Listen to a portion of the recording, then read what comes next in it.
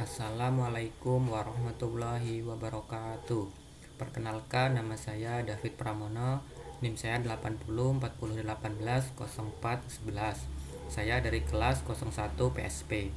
Baiklah, di sini saya akan meresum video yang telah saya tonton dari pertemuan minggu kedua yang lalu. Di video yang pertama yaitu tentang pengantar enterprise.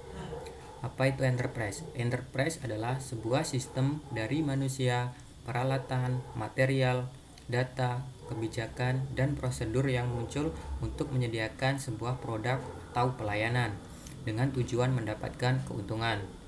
Nah, di minggu kedua yang lalu, di video pertama, di situ juga telah dijelaskan yaitu beberapa pengertian enterprise oleh para ahli. Di sini saya tidak banyak untuk menjelaskan, tetapi hanya memilih satu saja, yaitu yang dijelaskan oleh Bureau 2004. Enterprise adalah keberfungsian seluruh komponen organisasi yang dioperasikan di bawah kepemilikan atau kontrol dari organisasi tunggal. Enterprise dapat berupa bisnis, layanan, atau servis, atau merupakan keanggotaan dari suatu organisasi yang terdiri dari satu atau lebih usaha dan dioperasikan pada satu atau lebih lokasi. Bureau 2004. Definisi atau pengertian enterprise yaitu kumpulan organisasi yang memiliki tujuan yang sama, seperti lembaga pemerintah, bagian dari korporasi, atau korporasi secara keseluruhan. Selanjutnya, definisi atau pengertian enterprise yaitu setiap aktivitas yang memiliki suatu tujuan tertentu yang terdiri dari sekelompok orang dengan tujuan tertentu yang memiliki sumber daya untuk mencapai tujuan tersebut. Baiklah, selanjutnya yaitu Introduction EA atau Introduction Enterprise Architecture atau disebut juga dengan pengenalan Enterprise Architecture. Yang pertama, di sini ada pengertian singkat tentang apa itu arsitektur, dan yang kedua ada pengertian singkat tentang apa itu enterprise. Selanjutnya yang ketiga ada pengertian singkat tentang apa itu arsitektur enterprise.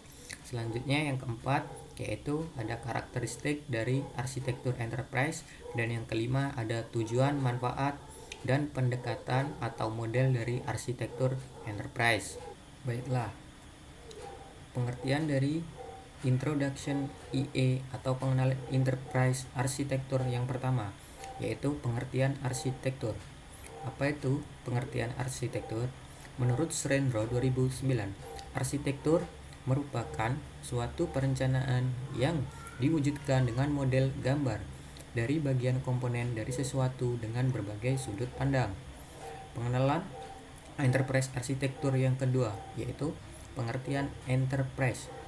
Enterprise diartikan sebagai semua kumpulan organisasi yang memiliki sekumpulan tujuan.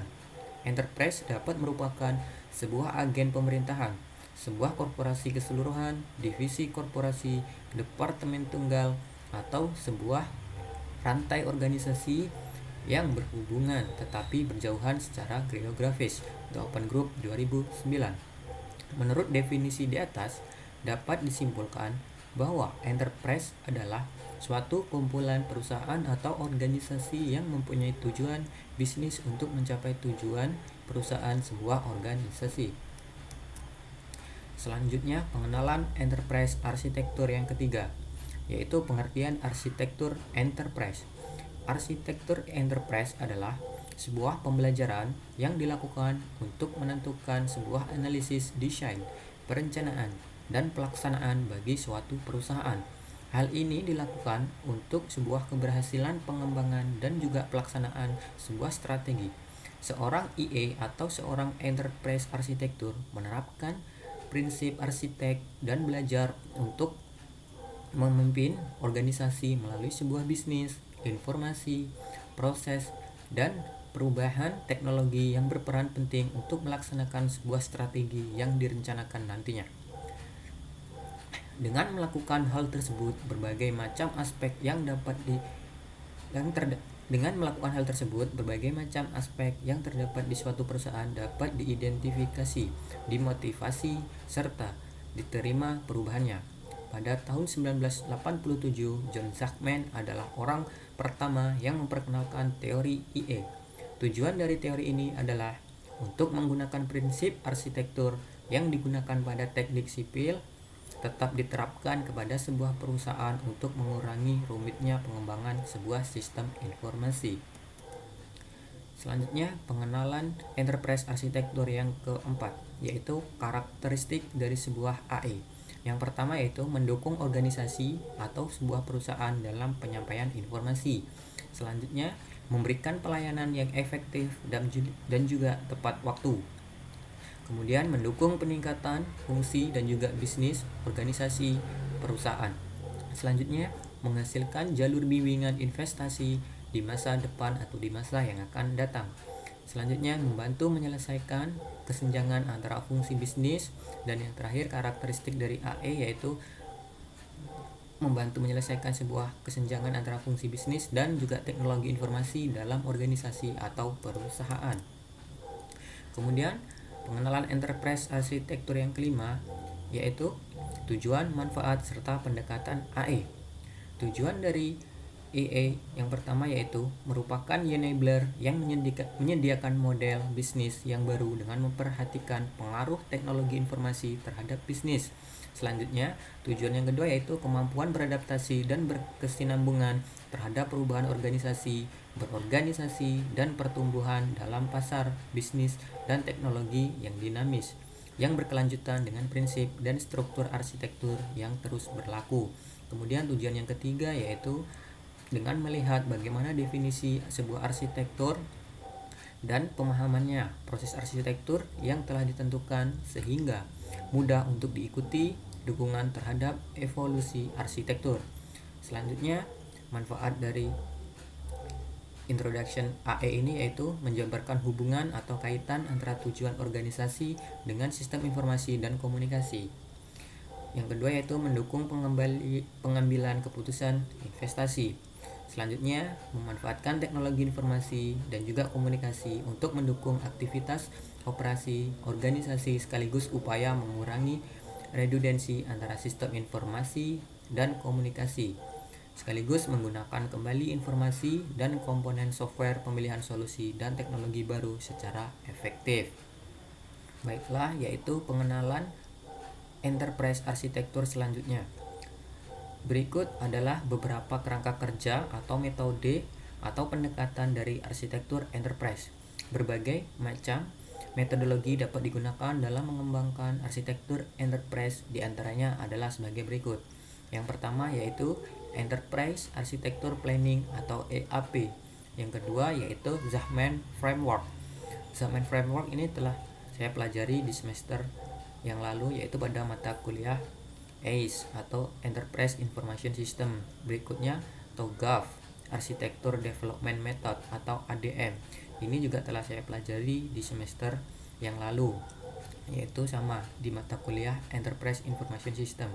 Selanjutnya yang keempat ada Enterprise Architecture Strategi atau EIS. Kemudian ada Federal Enterprise Architecture atau FEI. Selanjutnya ada Basic Enterprise Architecture Methodology atau BAM, serta banyak lagi yang lainnya. Selanjutnya, di video pertemuan minggu kedua yang lalu, Profesor Ricardus Eko Indrajit telah menjelaskan apa itu Enterprise Architecture.